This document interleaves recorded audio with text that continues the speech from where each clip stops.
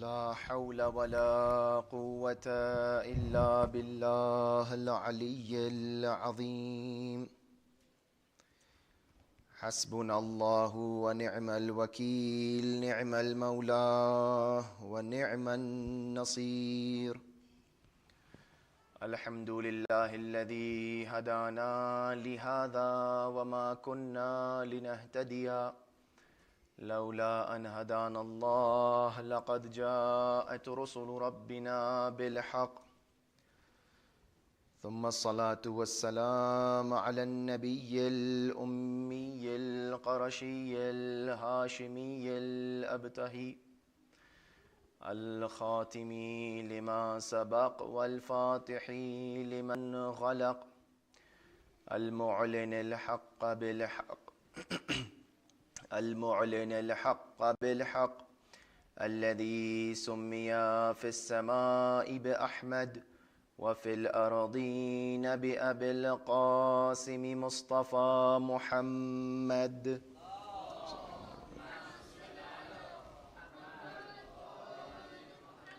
وأهل بيته الطيبين الطاهرين المعصومين المظلومين، واللعنة الدائمة على أعدائهم أجمعين، غاصبي حقوقهم منكري فضائلهم من الآن إلى قيام يوم الدين.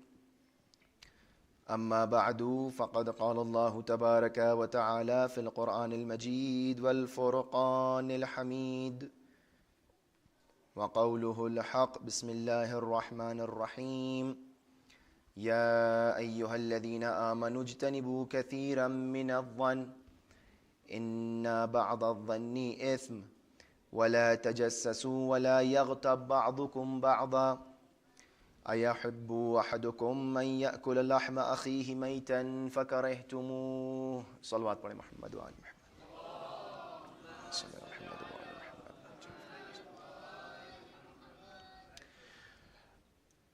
This is a verse from chapter Hujurat, verse number 12, where yet another important issue Allah subhanahu wa ta'ala points out at, which is for us to learn from, and it is the issue of dhan, su'ud dhan, which is suspicion. Allah subhanahu wa ta'ala says, Ya ayyuhalladhina amanu ijtanibu kathiran min adh-dhan.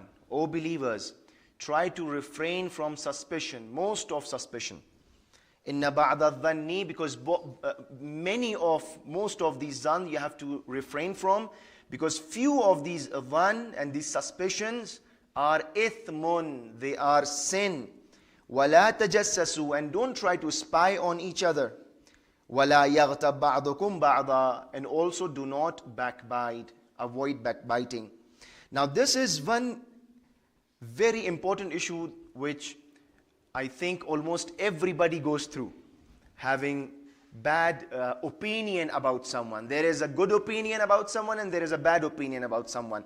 Now before we get into this, let me just clarify these words which are in Arabic. There is a yaqeen and there is a shak and there is a dhan. Now dhan is something in between yaqeen and shak, certainty and doubt. There comes in between certainty and doubt, there is suspicion. For example, if I see someone coming from far away and he is talking to me, he's waving towards me and he's saying something, and I can make out that he's saying something, but I don't know what he's saying.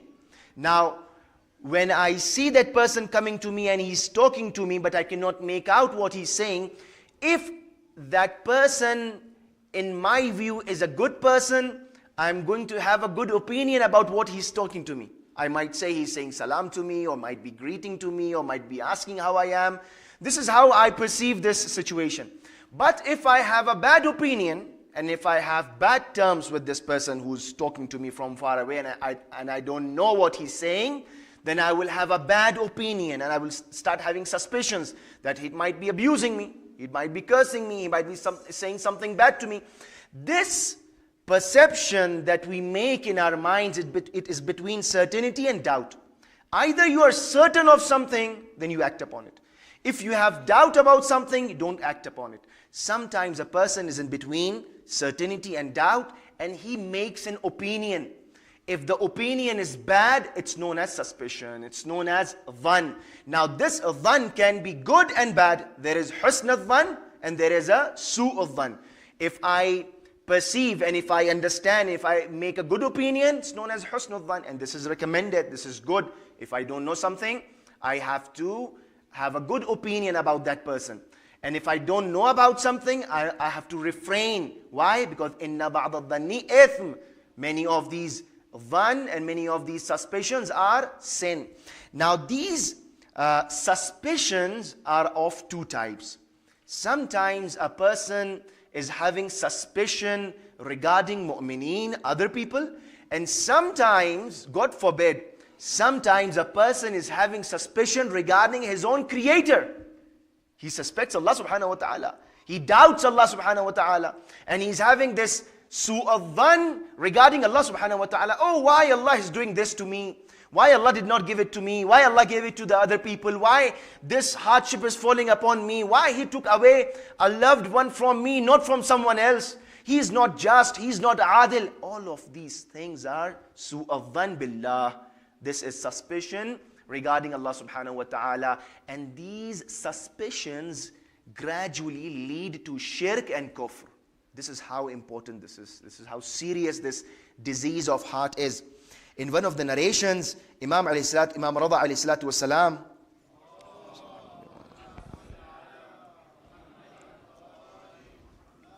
Imam describes this su'a dhann billah.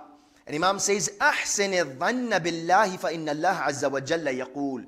Refrain from having bad suspicion towards Allah subhanahu wa ta'ala, because Allah says, Inna ana inda dhanni abdi bi ana khayran. I am as my servants think of me. Whatever my servant thinks of me, I am like that. If he expects good from me, I am good to him. And if he expects bad from me, I am bad to him.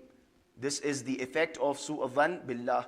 A person is supposed to have good suspicion, good opinion about Allah subhanahu wa ta'ala. There might be tests in our lives, but we are supposed to refrain from such su'a dhann.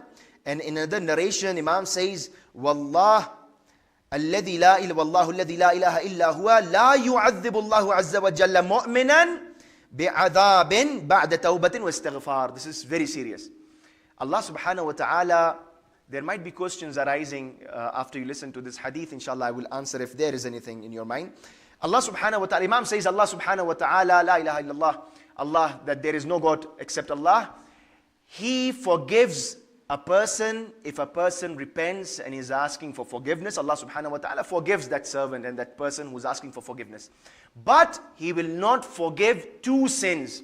What are the two sins? إِلَّا بِسُوءِ ظَنِّهِ بِاللَّهِ عَزَّ وَجَلَّ وَإِغْتِيَابِهِ لِلْمُؤْمِنِينَ. He is not going to forgive su'a dhann billah, bad suspicion regarding Allah, and ghibat regarding mu'mineen. These are two very serious problems in our societies, in our communities. We'll talk about ghibat inshallah in the coming nights. But today, because su'a dhann is something which is prior to ghibat, we have to understand su'a dhann so that we can understand ghibat properly. Now, this su'a dhann, if you look around you, there are so many issues going on because of there are so many arguments, fights, relations ending, marriages turning into divorces. Why? Because of su'a dhann. Many of the times these things happens because of su'a dhann. And this doubting, this having suspicion, this having bad opinion, sometimes, a person might not have bad intentions regarding me, but I'm sitting thinking for myself that no, he's thinking bad of me. He's plotting against me. He's trying to do something. He's trying to bring some harm to me. This is su'a dhann. And this is ithm, this is gunah, this is haram, this is a sin. And Allah subhanahu wa ta'ala very clearly in the Quran tells us to refrain from such perceptions and from such suspicions. Sometimes if you are having something, some problem is there, you have a doubt in your mind, you go and ask to that person, do you have this intention? Have you done this to me? No. I will not ask that concerned person. I will go ask and tell and ask everybody other than that person himself. This is something very bad. This is something going on right now. This is something we are experiencing right now. If I have a problem with you, I will go ask and discuss this problem with every other person in the community except you. If I go to you and if I ask you, if I clear my doubt, if I come to the level of certainty, I will know what is good and what is bad. I will not have this suspicion. I will not have this doubt and this bad opinion about someone. This is one of the reasons why we are facing these challenges today. There is no trust. There is no trust. The relations today are weak because of these issues, these ethical issues. Now, this is su'u dhan billah. Now, sometimes this su'u dhan is regarding mu'mineen, where the Holy Prophet says, Inna Allah Ta'ala harrama min al-muslimi damahu wa malahu wa an yadhunna bihi dhanna su'. Allah Subhanahu wa Ta'ala has given respect and dignity to three things. The wealth of a moment, the life of a moment, and the dignity of a moment, the respect of a moment. And it is forbidden in the eyes of Allah to have bad suspicion regarding a mu'min. That means if I'm having a bad suspicion, if I'm having this su'u dhan regarding a mu'min, I am actually disrespecting that mu'min, who Allah Subhanahu wa Ta'ala respects. And if I am having these bad suspicions and I'm having this su'u dhan, I need to clarify them. I don't have to hold them back. Slowly these suspicions are going to turn into grudges. And then, it is going to come out somewhere. And you won't even know why you are reacting in this way. Because you are having this perception. You are having this su'u dhan. Sometimes people sit and they make up stories in their minds. Now, I don't want to say women, they are mostly doing this, especially the wives. The husband, poor guy, he did not mean to say this. No, you must have meant it. You have this in your mind. No, it is not in his mind, poor guy. No, give out this. This is suspicion. This is su'u dhan.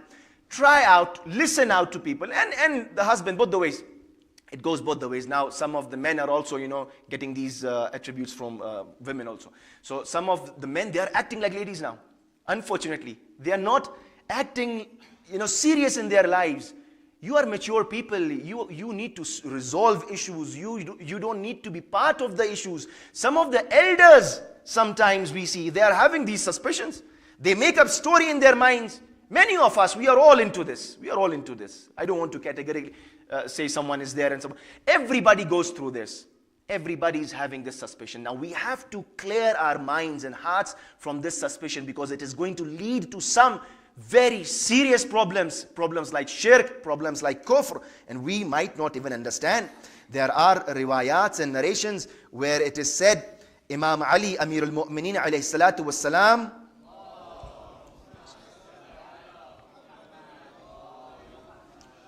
listen to this, what happens. Imam says, Iyaka an tusi'a dhan. Beware, don't go into all this dhan and don't go into this bad suspicion. فَإِنَّ سُوءَ الظَّنَّ يُفْسِدُ الْعِبَادَ وَيُعَذِّمُ الْوِزْرَ. Imam says, this su'u dhan will corrupt your worship, your ibadah, everything. All of these prayers, these namaz, the roza, hajj, zakat, khums, this and that. Everything is going to be corrupted and greatly will increase the burden of your sins. The su'u dhan, simply, you're not doing anything. Simply, you are having a bad intention regarding someone else. While that person is not he's not having that intention regarding you.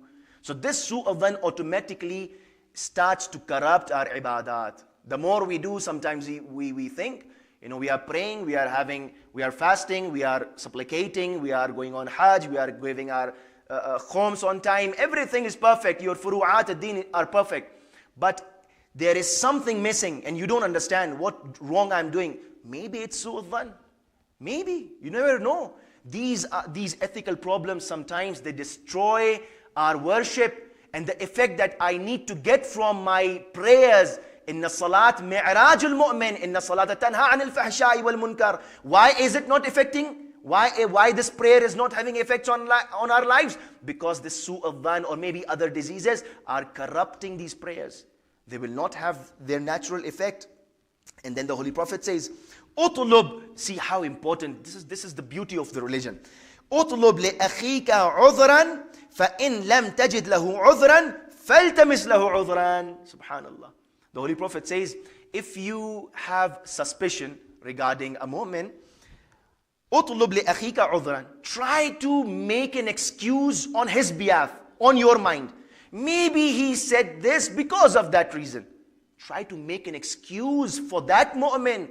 This is the amount of intensity and respect that Allah subhanahu wa ta'ala wants we to have in our lives.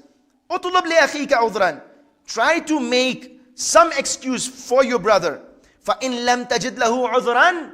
And if he does not, and if you do not find an excuse for him, فَلْتَمِثْ لَهُ عُذْرًا. Try to still come up with some excuse. Try to make some excuse. Maybe he did this because of that reason. Don't jump to conclusions. No, he did that because I have this in my mind. And then you start fighting and arguing. No. You are ending relations like this. And sometimes people say, I don't care about this relation.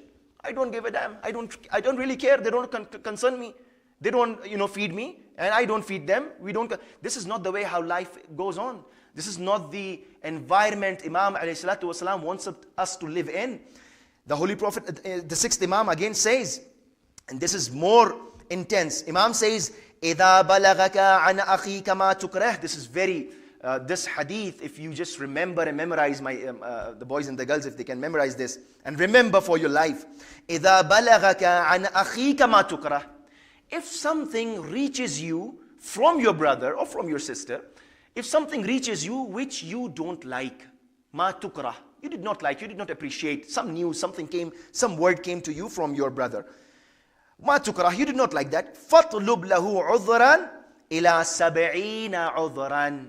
Try to come up with 70 excuses for him.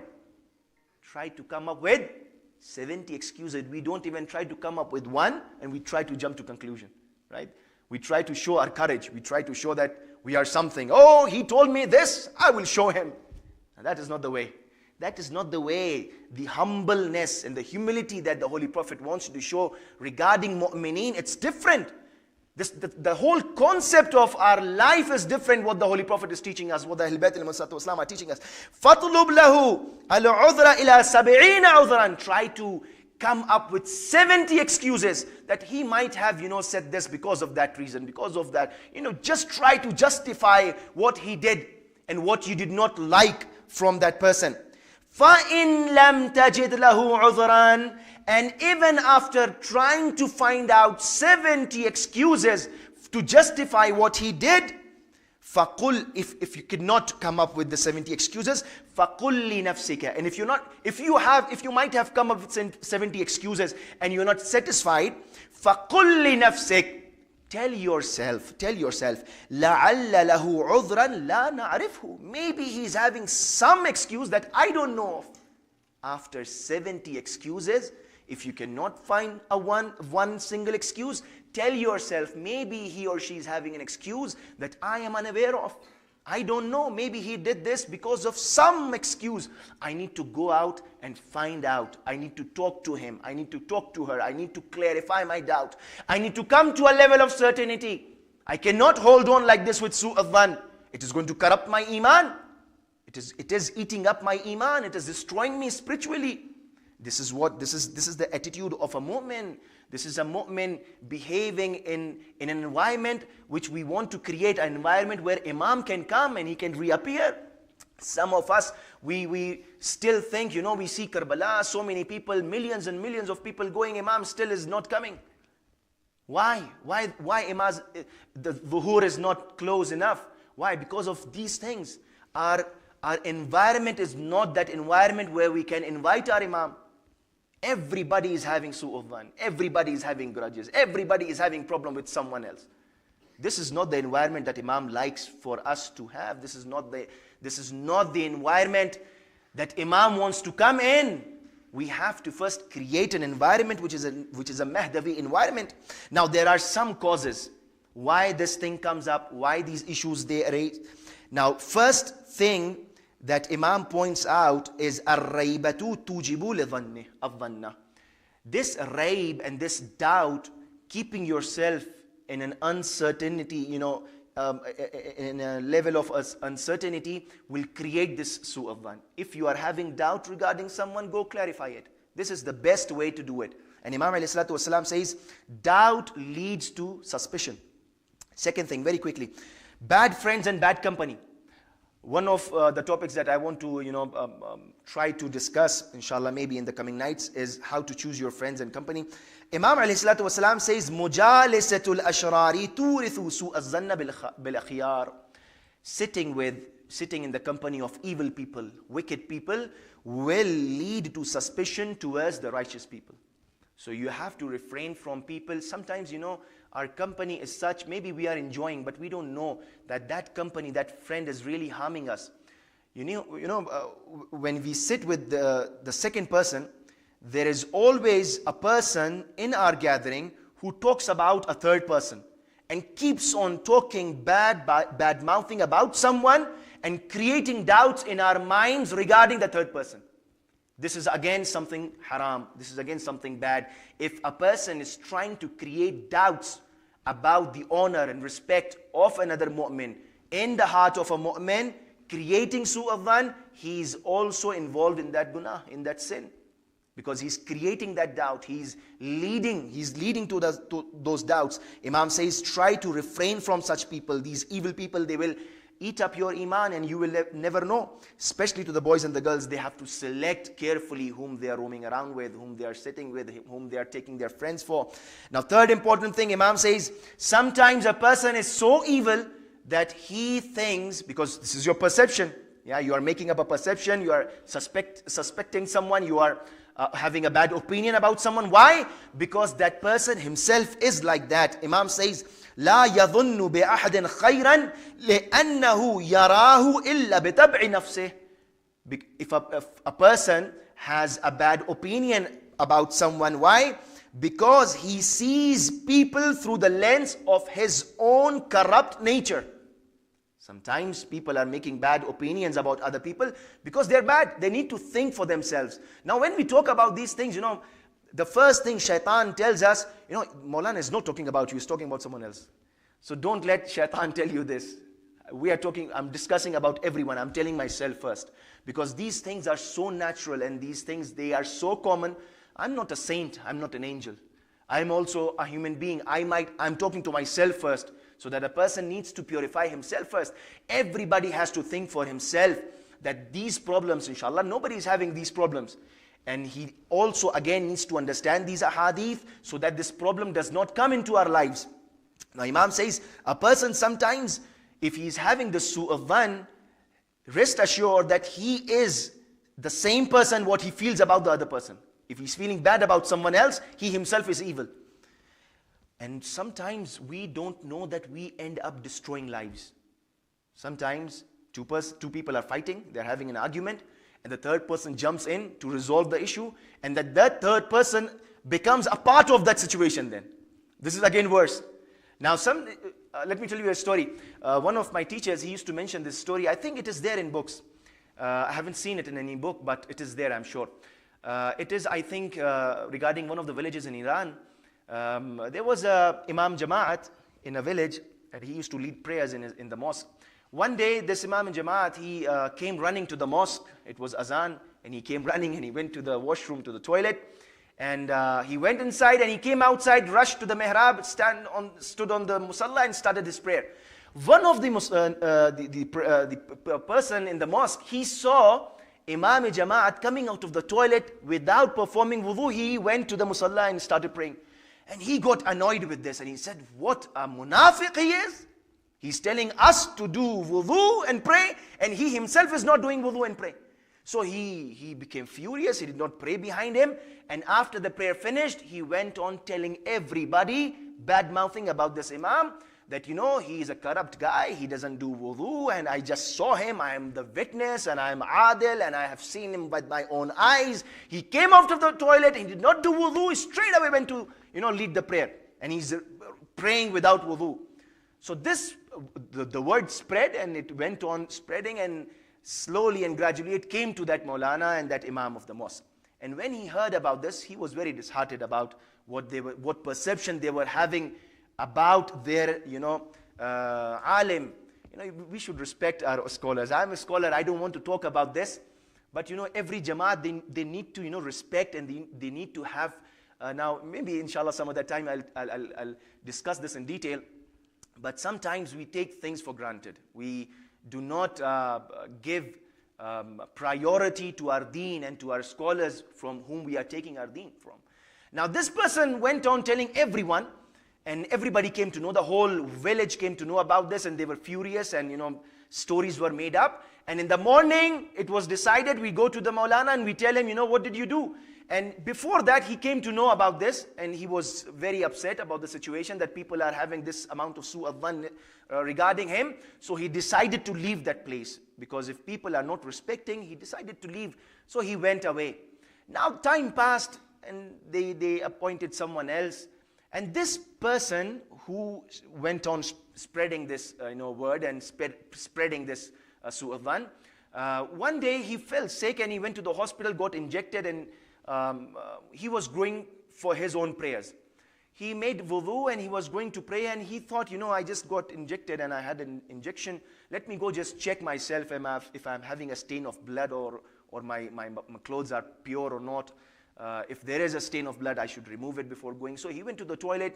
He saw there is nothing. He came out. He went inside the mosque. As he wanted to do a takbir, Allahu Akbar, he came to his senses. So subhanallah, maybe this is what happened with that Maulana.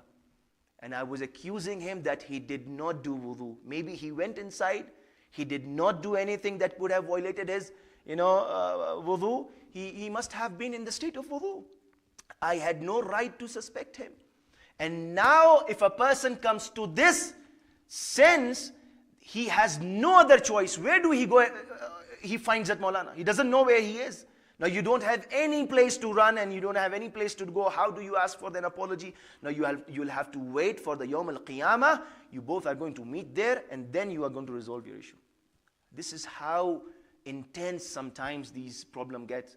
And this is problem after another problem after another problem. These issues are serious. Now sometimes, let me just come to the cure. Two important cures which we have in narrations. Some of the scholars who talk about these ethical issues, they say in this very ayah which I just recited at the beginning of my lecture, Ya ayyuhalladhina amanu ijtanibu kathiran min adh-dhanni inna ba'da adh-dhanni ithmun. Ulama, they say, wala tajassasu, one. Don't spy on each other. This wala tajassasu, don't have this feeling of spying over each other, trying to find out the secrets of other people. What is happening in other family, it does not concern you. From where that person is bringing money does not concern you. How he is doing his business does not concern you. Spying on others is again a sin. So the scholars, they say this spying on others, this feeling is going to give rise to su'ad dhann. If a person wants really to spy on other people, it is going to give the rise to su'ad dhann. And the second important thing that Imam says, husnul dhanni asluhu min husni iman al-mar. Imam says that husnul dhann is related to the strength of iman.